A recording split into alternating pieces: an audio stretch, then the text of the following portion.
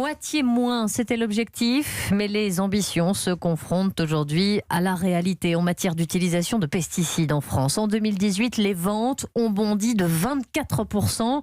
Alors la France est-elle accro aux produits phytosanitaires? Comment expliquer cette hausse?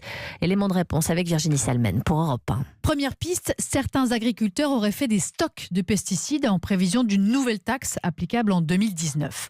Autre phénomène, il faut désormais plus de produits par hectare parce que les cultures deviennent résistantes, nous dit Claudine Joly, experte du dossier pour France Nature Environnement. C'est exactement le même fonctionnement que pour les antibiotiques. Les mauvaises herbes résistent progressivement aux herbicides.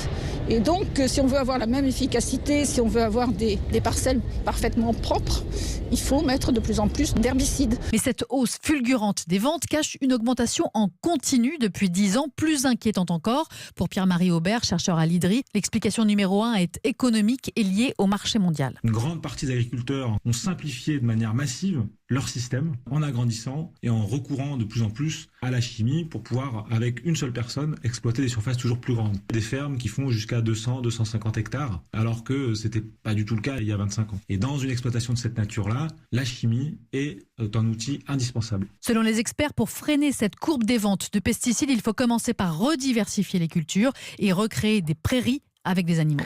Explication signée Virginie Salmen pour Europe 1.